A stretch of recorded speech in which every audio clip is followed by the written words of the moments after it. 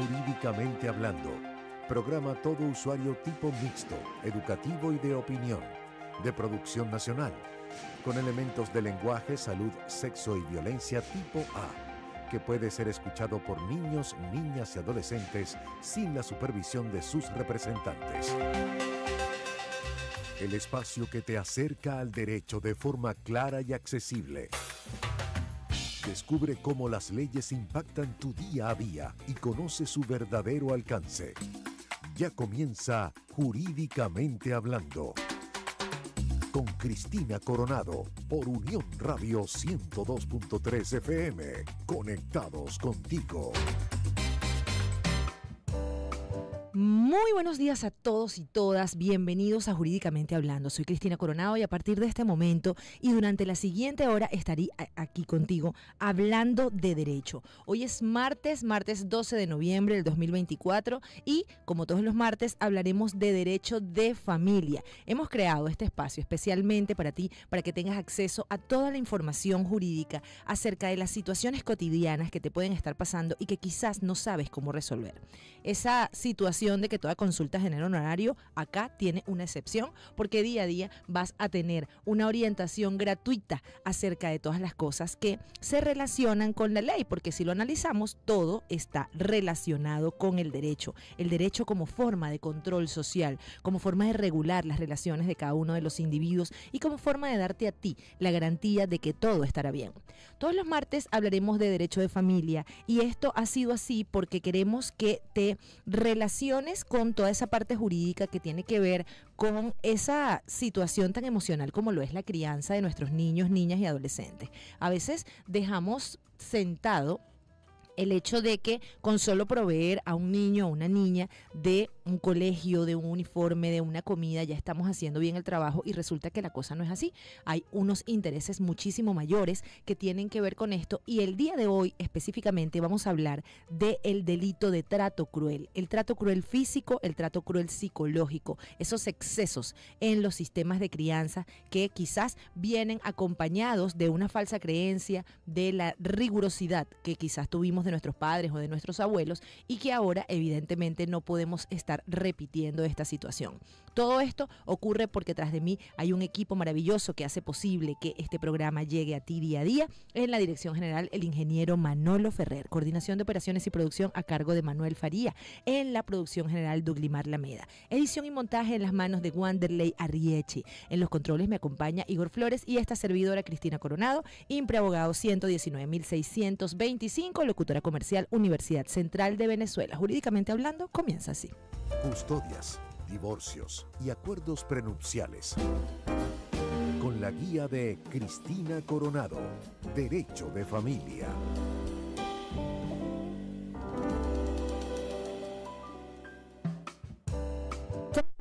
Que llegamos a través de nuestra plataforma de streaming también porque ahora la radio se ve. Si quieres verificar y entrar a nuestra transmisión de YouTube lo puedes hacer a través del www.mundour.com. Estamos en regiones en YouTube. Igualmente estamos transmitiendo a través de nuestra cuenta de Instagram @Unión Radio 102 y cuenta personal @soy Cristina Coronado. A través de ellas puedes hacer las preguntas, la interacción que desees. Agradecemos a todos su presencia y si usted es de la vieja usanza, le gusta hacer la llamada telefónica, pues no se preocupe, Igor Flores le va a contestar el teléfono y el número es 0251-254-9583. Repito, 0251-254-9583. De esta manera te estoy mostrando cómo estamos cada vez más unidos por diferentes multiplataformas porque así estamos en Unión Radio 102.3 FM conectados contigo. De esta manera entonces damos inicio a esta programación del día de hoy. El trato cruel. ¿Qué será eso de un trato cruel hacia un niño o una niña? ¿Cómo será eso de los límites a la responsabilidad de crianza? ¿Acaso no nos enseñaron que los adultos se respetan y que lo que nuestros padres dicen debemos acatarlo? Quizás justamente fundamentado en ese deber de criar ciudadanos responsables, hay un exceso en esos sistemas de crianza y es allí en donde se le va la mano a algunos padres o representantes. Les cuento que para el año pasado un total de 5.428 casos fueron registrados en materia de maltrato, en materia de trato cruel contra niños, niñas y adolescentes. Y esto evidentemente debe alertarnos porque significa que un alto porcentaje de familias están atravesando por esta situación y más allá de eso es el niño, esa víctima especialmente vulnerable que no tiene la capacidad de denunciar en la mayoría de los casos. Por esto es importante que reflexionemos acerca de este flagelo en donde constantemente se le atribuye una especie de normalización cultural al hecho de que los padres sean los encargados de ver de qué manera crían a sus hijos. Recuerdo una oportunidad en la cual mi mamá me contaba que por aquello de que son nuestros cuando en realidad no es así, ni siquiera son nuestros, son prestados. Y el hecho es que están con nosotros justamente en una bendición divina de permitírsenos formarlos. Pero el punto es a quién estoy formando. Si desde el punto de vista disciplinario yo constantemente respondo a través de la violencia a el no manejo de mis niveles de tolerancia a la frustración y lo que hago es maltratar a un niño o una niña por no poder contar con la inteligencia emocional suficiente para corregirlo, entonces estoy cometiendo el delito de trato cruel y esto, más allá de un sistema agresivo de crianza, es un delito. Y por esta razón hoy vamos a hablar al respecto. Les cuento que desde el punto de vista de lo que son las consideraciones acerca de estas situaciones, hay posturas que establecen que todo lo que tiene que ver con maltratos se relacionan no solo con el tema físico. A veces creemos que el maltrato es únicamente físico y vamos a encontrar cómo en el sentido del maltrato y el trato cruel existen situaciones que van más allá del golpe, sino que también tienen que ver con la agresión psicológica y también con la omisión de cuidado. Es una forma del maltrato. Entonces, si usted tiene a un niño que de pronto es sobreprotegido y en esa sobreprotección se le incapacita a desarrollarse como ser humano independiente, también esa sobreprotección puede afectarle desde el punto de vista emocional porque no se va a poder identificar y desenvolver. Si por el otro extremo tenemos a un niño, una niña que es completamente inatendido por sus padres, que usted lo ve constantemente enfermo, que lo ve pasando hambre, que lo ve con ropita sucia, que lo ve con las uñas largas. Yo recuerdo mucho el Chavo, ¿no? Cuando yo veía el Chavo, yo decía, el Chavo no tiene papá, no tiene mamá porque siempre anda sucio. Esto es justamente el síndrome del niño maltratado, el niño que también en abandono está siendo maltratado, porque el no velar por ti, el no cuidarte, es una forma de maltratarte. Y el maltrato directo, el maltrato propiamente dicho, el maltrato físico, pues tiene que ver justamente con esas cantidades de correazos, chancletazos, tablazos o cualquier tipo de agresión desde el punto de vista físico en cualquiera de las regiones anatómicas del niño, que tienden a ser la respuesta de un presunto mal comportamiento que incluso el niño le hace creer que es merecedor. Mi papá me pega porque yo me porto mal, mi mamá me pegó porque rompí algo, cuando no es justamente así. Y ni qué decir del maltrato psicológico, que también forma parte del trato cruel. Eres un bruto, eres un estúpido, no sabes hacer las cosas, tú siempre dañando todo, tú siempre haciendo algo de un problema, tú siempre siendo el causante de que las situaciones sean problemáticas. Esto va generando en el individuo tal ruptura a nivel emocional que cuando ya los tenemos grandecitos vamos a encontrar ciertas situaciones allí que pueden desencadenar o en convertirte en un criminal o en tener gran nivel de rencor contra ese padre, esa madre que te maltrató, y todo esto es necesario que lo analicemos.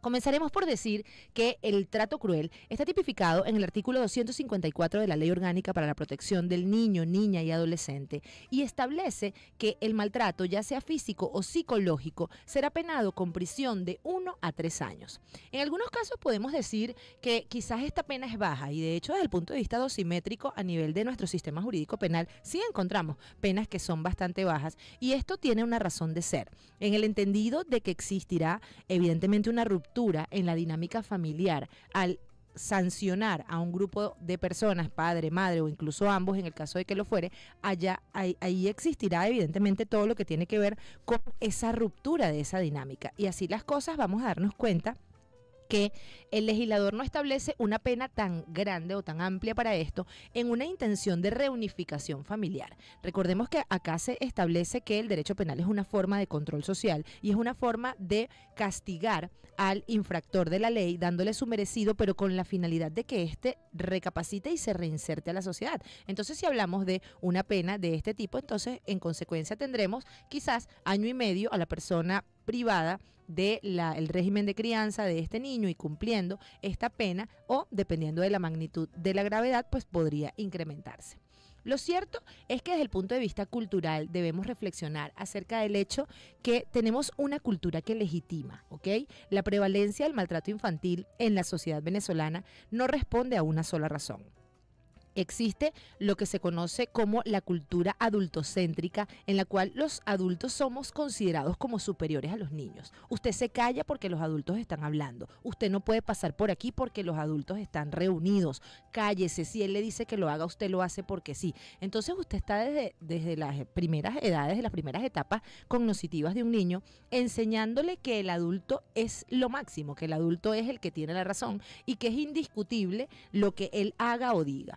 Ni qué decir de el adulto que pertenece al grupo familiar primario y es el propio maltratador. Allí es donde la cosa se coloca un poco más complicada, porque si lo entendemos desde la estructura de la dinámica que implica el desarrollo de la autoestima de un individuo, vamos a darnos cuenta que el que un niño sea maltratado por su propia madre le va a llevar psicológicamente a la concepción de que estar bien ser maltratado. Recordemos que el primer amor de un niño es la madre y en consecuencia si su madre constantemente le agredió, le pegó correazos, lo humilló, lo cacheteó, probablemente este niño al crecer entonces busque relaciones abusivas.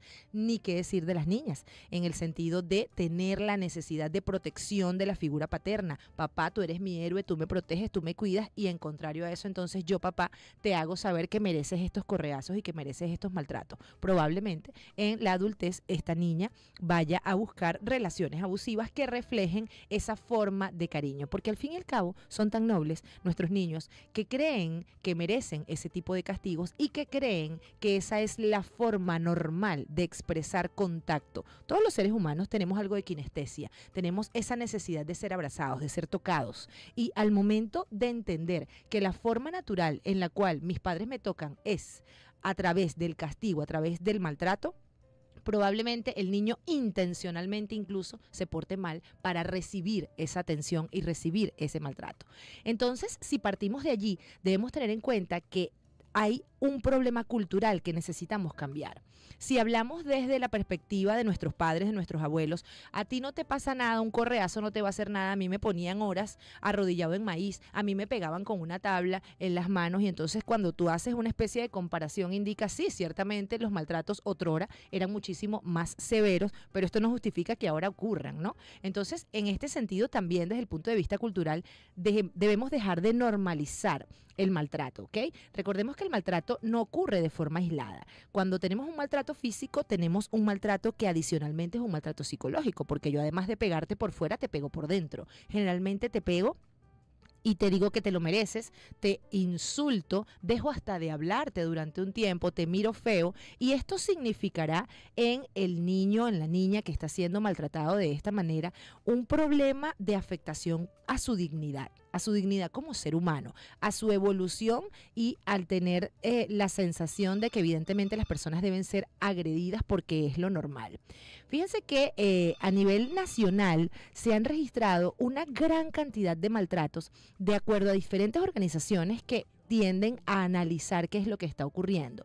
Y existe que, desde el punto de vista del acaecimiento de los delitos, estadísticamente hablando, el trato cruel es el mayor delito que se comete a nivel nacional. Esto no es solo, evidentemente, la punta del iceberg. ¿Por qué? Porque justamente frente a los datos oficiales que se manejan, podemos encontrarnos que el monitoreo tiene que ver con aquellos casos que se denuncian, lo que se denomina desde el punto de vista en criminología la cifra negra de la criminalidad.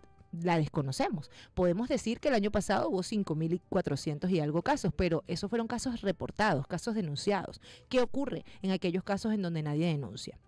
La invitación justamente es a tener en cuenta todo esto y la gravedad de no poder colaborar. ¿Qué pasa con el tema de la denuncia? Fíjense que, como les decía, al estar tipificado en la Ley Orgánica para la Protección de Niños, Niñas y Adolescentes, se establece la necesidad de que se inicie una averiguación penal, de que se ponga en conocimiento de las autoridades acerca de esta situación. Pero la pregunta es, y desde el punto de vista de la lógica jurídica, si el maltratador es el propio padre o el propio responsable, él no se va a ir a denunciar. Entonces ocurre que la situación tiene bastantes aristas. ¿Por qué? Porque si se trata de una pareja que de pronto se encuentra unida, de pronto unida bajo el mismo techo, y sin duda estoy de que es una unión disfuncional, pero que están unidos a todas veces, ocurrirá que aunque uno de los dos padres esté en contra del maltrato, no denunciará al otro por aquello de, bueno, evidentemente no crear un problema mayor en la casa, y podrá incluso reprocharle y decirle, oye, te estás pasando, le pegaste muy duro, mira cómo le dejaste los morados, pero no lo va a denunciar. Lo que generalmente crea la frecuencia en la denuncia es cuando hay separaciones. Cuando hay solicitudes de divorcio, el papá o la mamá que está requiriendo el divorcio advierte que este padre toda la vida ha sido agresivo. Entonces ahí es donde yo, desde el punto de vista de la ética con mis clientes, siempre les digo, bueno, ¿y por qué tú no lo denunciaste antes? ¿Y por qué justo ahora que te estás divorciando lo vienes a decir? ¿Qué pasó con todos estos años en donde el niño realmente también fue agredido y no lo protegiste? Más allá de eso, está también el tema de el no me voy a ver involucrado en una situación de este tipo y yo no me voy a meter en esto, no lo voy a decir. Entonces es allí en donde el pobre niño queda completamente desprovisto. ¿Qué va a hacer? Va a ir a formular una denuncia. Ocurre que es en este punto en el que entra la intervención educativa, la importancia de los cuidadores desde el punto de vista docente, para que tengan esa sensibilidad de poder observar, de poder mirar a un niño y determinar si está siendo objeto del maltrato. En este caso, si es así, evidentemente ellos están en el deber de dar parte de esta situación al Consejo de Protección o a la Fiscalía de Protección de Niños, Niñas y Adolescentes en aras de que se inicie la averiguación correspondiente. Otra traba desde el punto de vista jurídico para la investigación de este tipo de delitos es que el pobre niño ama tanto a sus padres que generalmente va a negar la situación. Se siente merecedor del castigo, indica que en realidad sí, le pegaron, pero eso fue hace mucho tiempo y que él ya no le duele. Yo he tenido niños en consulta que escucho diciendo, es que ya no me duele. Ya mi papá me pegan y eso ya ni siquiera me duele de tanto que lo han recibido, ¿no? Entonces, esto agrava la situación porque requiere un abordaje desde el punto de vista psicológico mayor. Además, está el hecho del vecino. Ese vecino que quizás tiene conocimiento del maltrato. La proximidad de las construcciones hace que generalmente usted escuche lo que quiere y lo que no quiere escuchar. Y en este sentido, si usted está escuchando constantemente, porque el tema del maltrato es un tema de frecuencia, si usted está escuchando constantemente un niño que es maltratado y usted no formula la denuncia, en cierta forma usted es copartícipe de esto.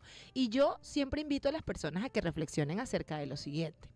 Cuando somos vecinos de maltratadores, nosotros sabemos en qué momento ocurre el maltrato, es decir, no solo por el ruido, sino porque existen situaciones de frecuencia fija. Viernes en la noche, papá estuvo ingiriendo alcohol, va a llegar y va a haber un problema en esta casa. Domingo en la mañana, quizás mamá se levanta molesta por tantas cosas que tiene que hacer, viene y maltrata. Hay una especie de pseudofrecuencia en el maltrato que en algunos casos podemos hasta predecirlo. Y ocurre que de pronto imagínese usted que dejó de escuchar el maltrato. Generalmente solemos pensar, oye, qué bien, al muchachito no le pegaron más, pero ¿y qué pasa si lo que ocurrió es que se le fue la mano y le pegaron tanto que el pobre niñito ya no tiene ni siquiera cómo llorar?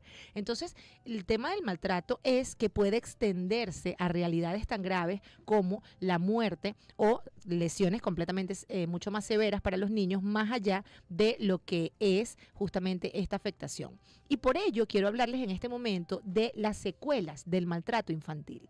La violencia, como todos sabemos, es un fenómeno que afecta la vida de todas las personas y su desarrollo psicológico. Varios países experimentan este grave fenómeno de violencia con múltiples manifestaciones y víctimas en donde los niños, niñas y adolescentes son los más vulnerables. El maltrato infantil es un problema mundial, no es un problema exclusivo de Venezuela. En varios países también es un grave problema de salud pública. ¿Por qué? Porque dada la inmadurez del cerebro de los infantes, al sufrir este fenómeno de violencia, va a encontrar alteraciones que afectarán su desarrollo estructural y emocional, además de todo lo que tiene que ver con su funcionalidad, ¿no?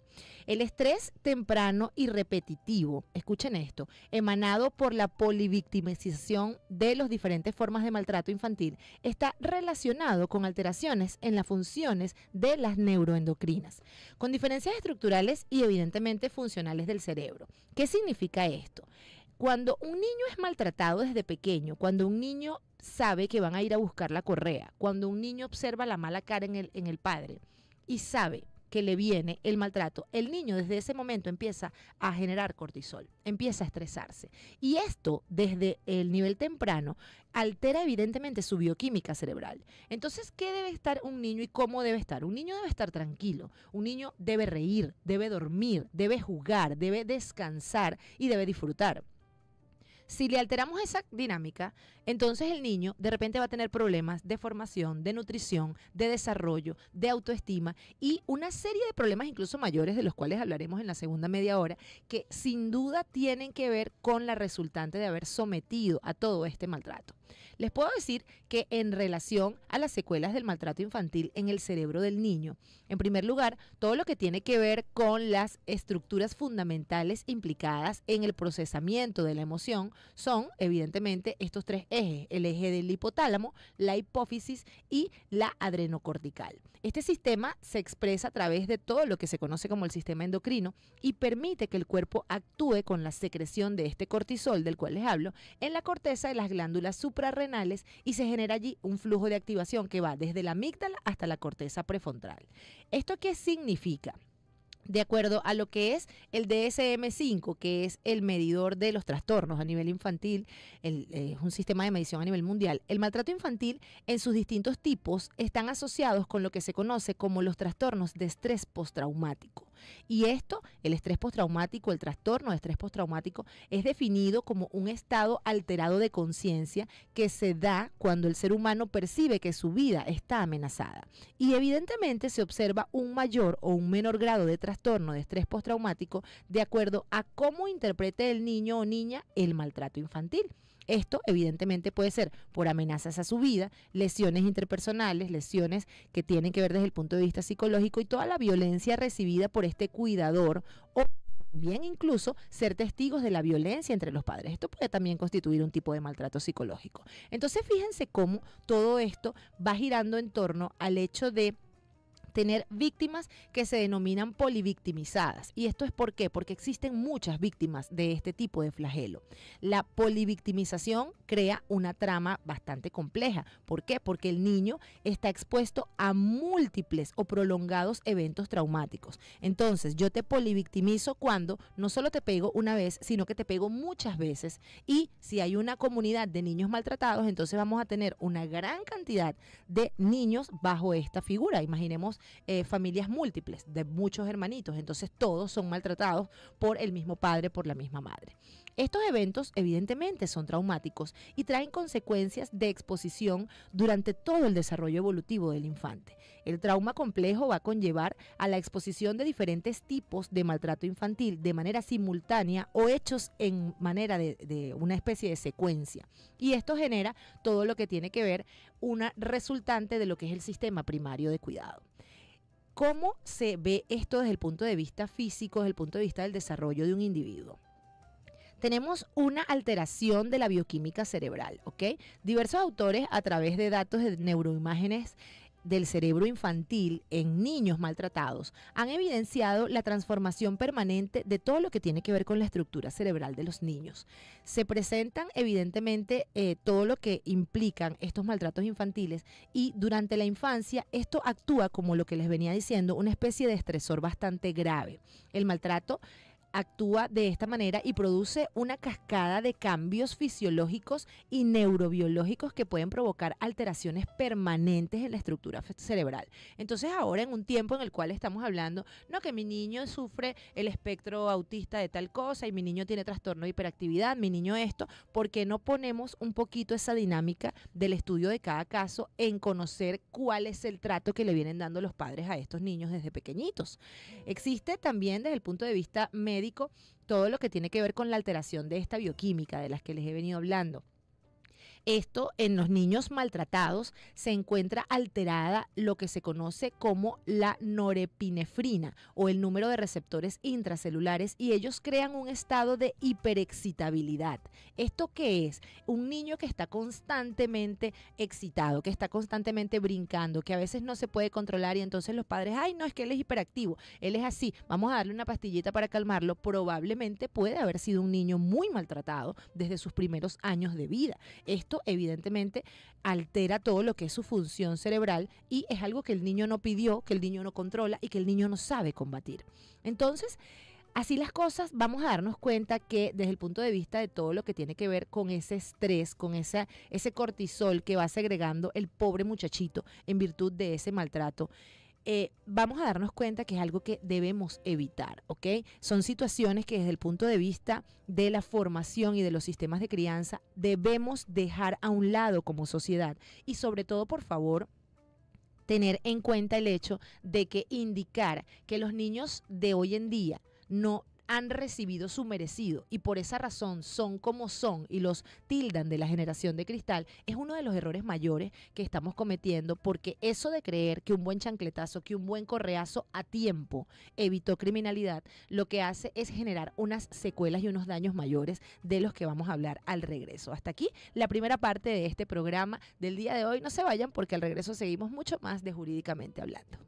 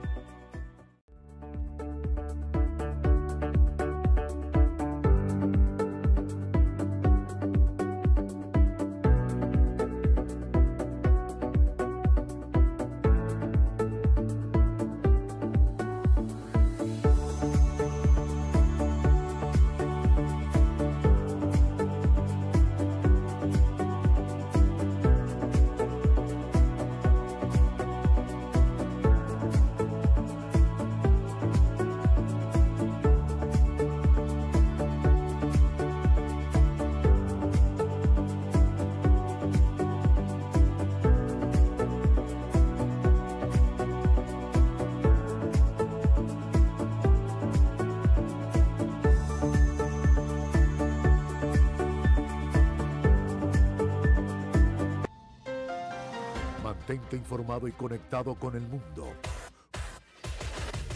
Unión Radio 102.3 FM. Conectados contigo. Contratos, bienes y derechos, jurídicamente hablando, por Unión Radio 102.3 FM.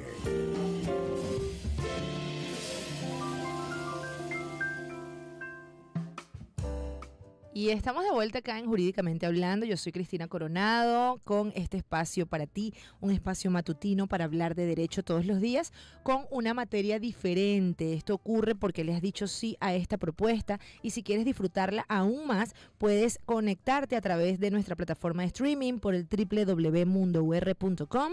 En YouTube nos encuentras como Mundo UR Regiones y puedes disfrutar también nuestras transmisiones de Instagram simultáneas en @Unión Radio 102 y @soy Cristina Coronado. Estamos sin duda conectados contigo. Hoy hablamos acerca del trato cruel, el maltrato infantil, de qué modalidades va esto, cómo se puede llevar a cabo. Justamente esos sistemas de crianza de los que hemos venido hablando y de los que en incluso algunos casos hemos sido nosotros sujetos de haber tenido algunas correcciones un poquito más severas, nos muestran la necesidad de caer en cuenta que esto no puede seguirse repitiendo por aquello de que independientemente de cuán buenos o malos ciudadanos hayamos salido, la técnica no es la correcta, ¿ok? El tener personas rotas en su adultez hace que sin duda haya que revisar esos sistemas de crianza y al tratar del delito de trato cruel es una forma mediante la cual el Estado le pone un freno a ese tipo de conductas, a ese tipo de alteraciones allí del propio individuo, del propio cuidador, porque yo siempre pienso quién vigila al vigilante, ¿no? Si el padre es la persona que está encargada de formar, de criar y de establecer los niveles propios de disciplina, ¿quién le vigila y quién le controla cuando quizás esta persona se exceda? Lo cual ocurre en muchísimos casos. Hablamos acerca de las consecuencias para la salud física de un niño o una niña maltratada. Aunque no lo crean, algunos efectos físicos son a largo plazo, ¿ok? Un niño que constantemente ha recibido golpes en la cabeza y que quizás no tenga en el momento del maltrato una secuela inmediata, sí va a tener a largo plazo un trastorno o va a tener una especie de consecuencias desde el punto de vista fisiológico. Fíjense que lo que tiene que ver con la negligencia en cuanto a los cuidados o este tipo de abusos pueden ocurrir inmediatamente. Por ejemplo, si a un padre se le va la mano y le da un golpe en la cabeza al niño y el niño queda inconsciente, pues ni qué decir, y allí evidentemente intervienen las autoridades porque el padre no se ve en otra opción que tener que llevarlo a un nosocomio médico. Pero el punto es que hay secuelas que pueden tardar meses o incluso años en aparecer o en ser detectables. Existe un vínculo directo entre el abuso físico y la salud física, pero también es importante reconocer que el maltrato puede también causar consecuencias físicas a largo plazo, ¿ok?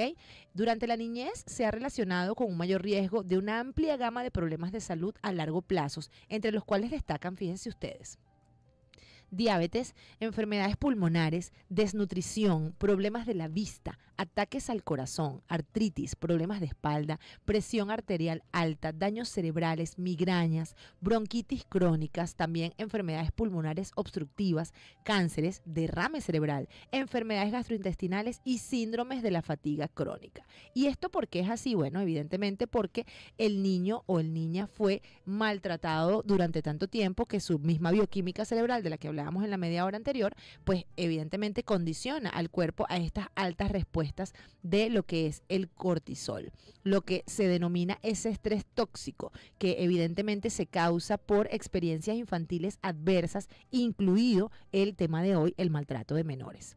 Esto puede cambiar, como lo he venido diciendo, la arquitectura cerebral de un individuo. Esto puede provocar que su sistema de respuesta al estrés se active con mayor frecuencia y por periodos de tiempo más prolongados. Entonces podemos tener niños mucho más estresados, mucho más temerosos, mucho más reactivos desde el punto de vista comportamental, que evidentemente van a tener la respuesta a lo que es este trauma por el cual han pasado.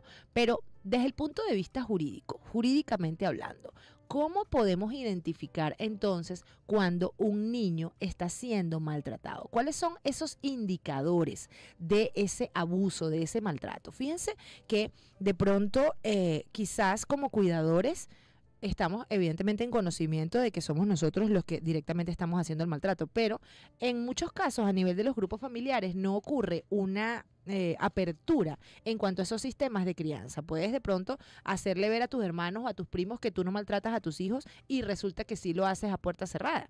Y esto puede notarse evidentemente en la conducta del niño. Fíjense que un niño que es víctima de maltrato puede tener sentimientos de culpa, de vergüenza o incluso de confusión. Y esto obedece justamente a la razón de no entender cómo es que la persona que más ama le maltrata y le coloca como una persona a quien odiase, ¿no? Este niño o niña puede tener miedo de decirles a otros acerca del maltrato, especialmente si el perpetrador es uno de sus padres o un familiar cercano o incluso un amigo de la familia. ¿Y esto de dónde viene? Esto proviene justamente de no darle al niño las herramientas emocionales para ser asertivo, para tener ese autovalor y ese autoconocimiento de decir, yo no merezco que nadie me maltrate, yo no voy a permitir ni a tolerar que alguien me haga daño porque yo soy valioso. El niño que no se siente valioso se va a sentir merecedor de ese maltrato y evidentemente va a ocultar ese maltrato. Pero, ¿de qué manera nosotros podemos reconocer a un niño que está siendo maltratado? Fíjense que existen varios indicadores y se los voy a indicar, se los voy a referir. Apartamiento de las amistades o de las actividades habituales. El niño de repente dejó de compartir con sus amiguitos, quiso dejar de salir, no quiso seguir yendo al béisbol, al fútbol, a cualquier actividad que de pronto le guste. También hay cambios drásticos de conducta, cambios que tienen que ver con la agresividad, ira, hostilidad, hiperactividad o cambios en el desempeño escolar. Si el niño de repente viene mostrando un desempeño escolar, digamos mediano, 15, 16, 14, y de repente baja, de repente le quedan todas las materias, de repente no hace nada en clase, puede ser el indicador de que hay un tipo de abuso y de que está pasando por algún tipo de abuso. También se muestran en ellos problemas para dormir y pesadillas. Esto evidentemente es uno de los rasgos a nivel psicológico que demuestra que la persona está pasando por un alto nivel de estrés.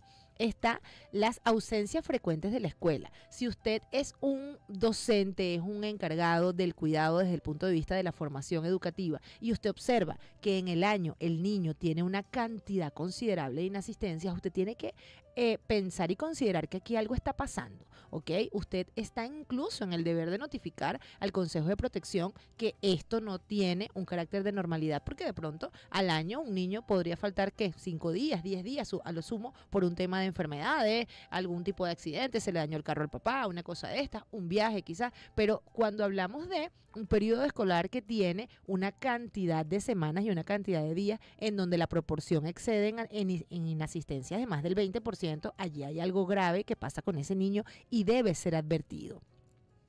Además, vamos a darnos cuenta que los niños maltratados suelen tener un comportamiento rebelde o desafiante. Este niño que constantemente está retando a los demás, un niño que es maltratador con los otros niños, generalmente es la forma en la cual está tratando de poder soltar toda esa frustración que le genera el haber sido maltratado en casa. Y entonces es ese muchachito que nosotros llamamos el aplique. El apliquito de la zona, el que siempre está caciqueando a los demás, el que siempre le está pegando a los otros, probablemente es un niño que es maltratado en su hogar. Además, existe la figura, ya cuando son un poquito más grandes, estoy hablando de entrada a la adolescencia, de presencias de autolesiones o intentos de suicidio, cuando el niño ha sido afectado durante tantísimos años y se le encuentra justamente toda esta sensación de desvalorización en donde se siente que no vale para nada y donde se siente merecedor de estos maltratos, evidentemente va a querer atentar o va a tener algún tipo de idea suicida.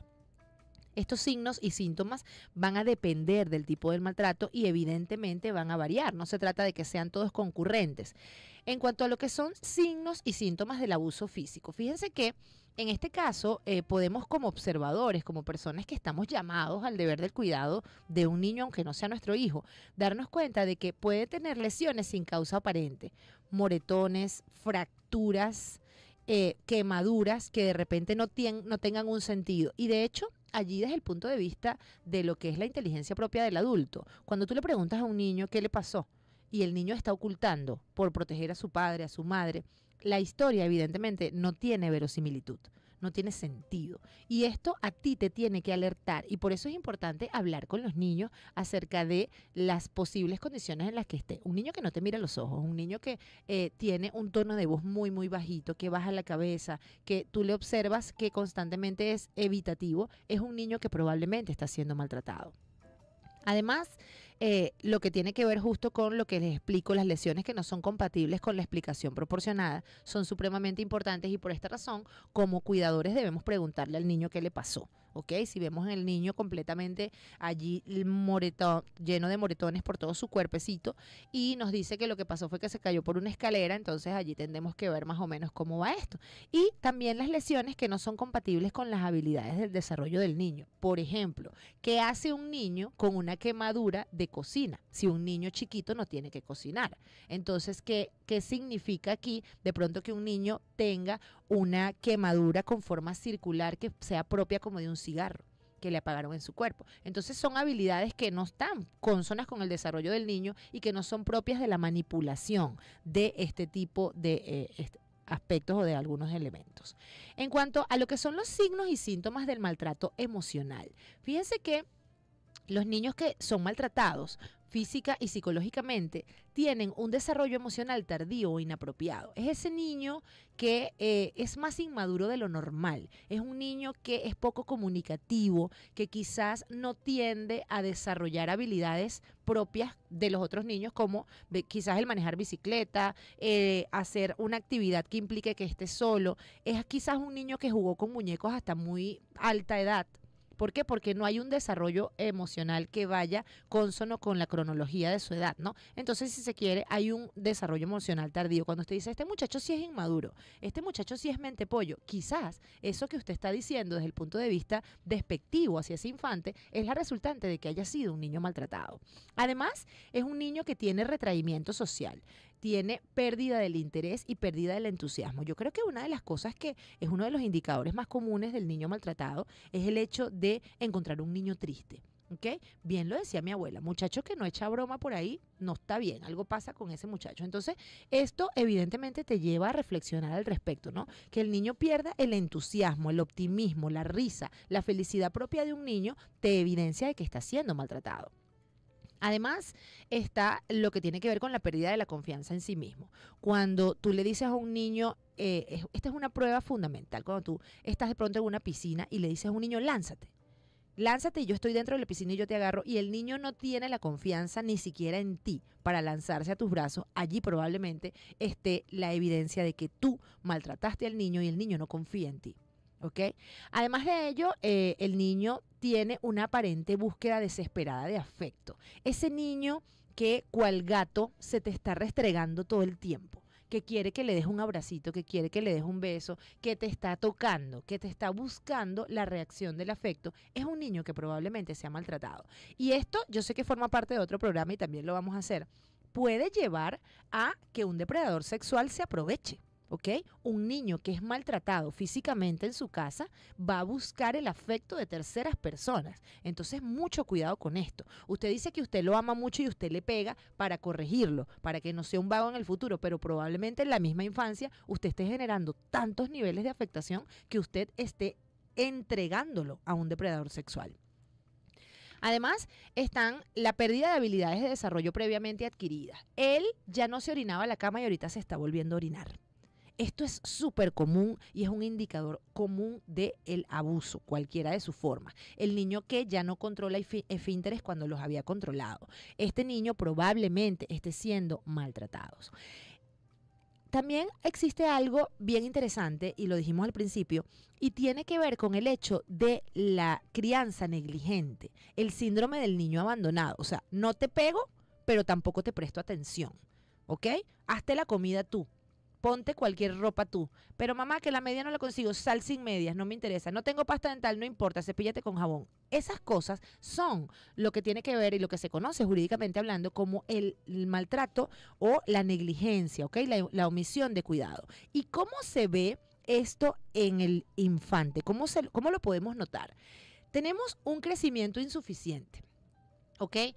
Independientemente de las estaturas propias de cada uno desde el punto de vista genético, sabemos que quizás si mis padres son más altos, yo voy a ser tan alto como mis padres, pero supongamos que tenemos niños del mismo grupo familiar, ¿ok? Con la misma carga genética. Algunos hermanos tienden a desarrollar más estatura que otros. Entonces quizás haya un problema allí en la atención, haya un problema en la nutrición de ese hermanito que no se desarrolló lo suficientemente bien. O el otro extremo, un exceso de peso, complicaciones médicas que no están siendo tratadas de la mejor manera. A un niño que todo el tiempo le dan comida chatarra, que le permiten que coma lo que le dé la gana, que le dan un exceso de azúcar. Este niño que probablemente para algunas culturas puede ser rozagante y sano, puede ser por otro lado un niño que está padeciendo una negligencia en el cuidado. Y acá llama mucho la atención el tema de los padres excesivamente trabajadores. Cuidado con esto, ¿no? Yo no puedo estar en casa porque estoy trabajando, pero entonces que pida una pizza, que se come una hamburguesa, el larense que se come un pepito, y entonces allí el pobre muchachito tiene también un grave sistema de malnutrición. Está el tema de la mala higiene personal. El niñito piojoso todos los años del colegio. El niñito que tiene las uñas sucias, que tiene las orejitas sucias, que se le ven los brazos sucios y todo este tipo de situaciones que desde el punto de vista físico tú las percibes de una vez. Está evidentemente un tema de acumulación en el caso del niño. El niño va a querer acumular cosas, no va a querer botar nada, ni los forritos de un regalo, ni nada, porque se siente tan desprovisto emocionalmente por todo este maltrato que evidentemente va a tener entonces este tipo de comportamiento.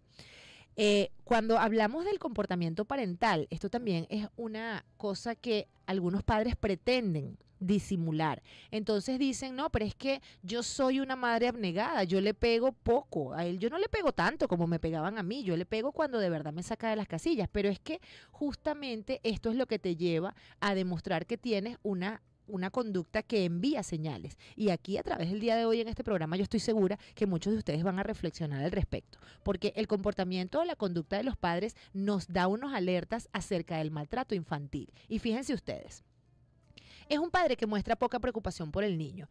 Nos pasa, de repente estamos en un grupo social y vemos que el muchachito anda corriendo por el restaurante y el papá y la mamá tranquilazos por ahí, brindando, sin ponerle atención al niño. Y entonces los que somos más obsesivos con el cuidado, oye, ese muchacho se va a caer, ese muchachito. Y uno deja hasta de compartir tu propia velada, ¿no? Por estar pendiente del hijo ajeno. Además, parece incapaz de reconocer el sufrimiento físico o emocional del niño. A mí me preocupa muchísimo cuando yo veo que un niño o una niña se cae y el papá no se arrodilla a recogerlo y le dice, párate, deja la lloradera, eso no duele, ya pasó. ¡Wow! Qué fuerte decirle al niño, desconocer esa sensación de dolor, decirle, esto no te puede estar doliendo, no seas exagerado, párate y ya, límpiate y vámonos, que estoy apurada, que voy tarde.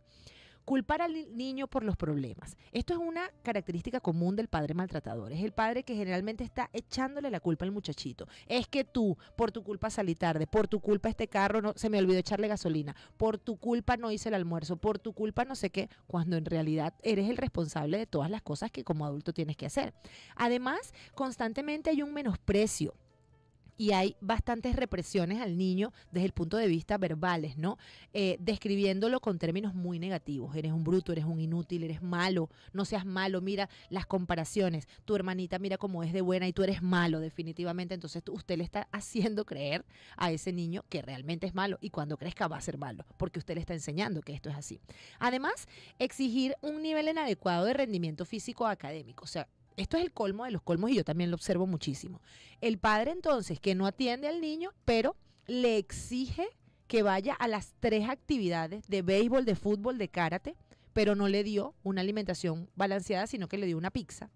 O por el contrario, lo maltrata muchísimo y pretende que el muchacho saque 20. 19 y 20. Y si no me llegas con el 19 y 20, entonces te voy a mauler a palos en la casa. Entonces, imagínense el estrés de ese pobre niño en cuanto a todo lo que está atravesando allí. Además, hay una sensación allí bien interesante y es el tema de que el padre maltratador generalmente limita duramente el contacto del niño con otros niños, ¿o sea? Hace una especie de aislamiento de ese pobre niño y además ofrece explicaciones conflictivas o no convincentes para la lesión del niño o no ofrece ninguna explicación en absoluto. Si usted está observando todo este tipo de indicadores, usted está siendo testigo referencial del maltrato infantil. Y este programa del día de hoy está destinado a todas esas personas que quizás tienen conocimiento de que esto está pasando y deciden aislarse y deciden no meterse, porque aquello de que la vida ya es conflictuada y aquello de que tú tienes tus propios problemas para estarte metiendo en problemas ajenos, pero es que resulta que cuando tienes un hijo, tienes a todos los hijos del mundo, como dijo el poeta, y si tú no te encargas de brindarle la mano a ese pequeño que está completamente desprovisto de las herramientas emocionales para poder valerse por sí mismo, entonces tú estás siendo partícipe de esto.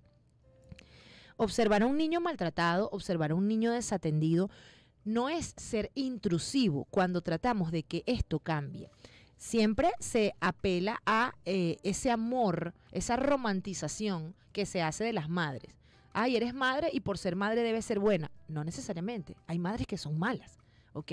Y en este sentido, cuando romantizamos el tema de que esta pobre madre, ella tanto que no sé, pues sufrió al momento de parirlo y tanto que se ha esforzado por él, pero al mismo tiempo lo maltrata y lo golpea y lo veja y lo humilla, sin duda es una persona que necesita apoyo terapéutico para cambiar ese modo de personalidad, pero quien debe ser rescatado más rápido es el pobre bebé, el pobre niño, que evidentemente está creciendo entonces en ese caldo de cultivo, en esa bomba de tiempo en donde va a explotar.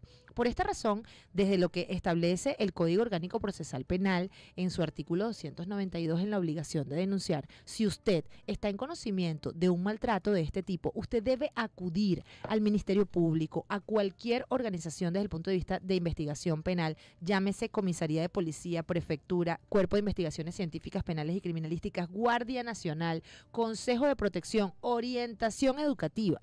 Hay N cantidad de organismos destinados a recibirle a usted esa denuncia para que evidentemente usted advierta de esta situación por la cual está atravesando ese infante y usted evite que la situación trascienda. Muchos me dicen, pero cónchale, doctora, es que yo no quiero verme involucrado en ese problema, yo no quiero estar declarando por ahí, yo no me quiero ganar ese vecino de enemigo. Y yo entiendo que eso sea así.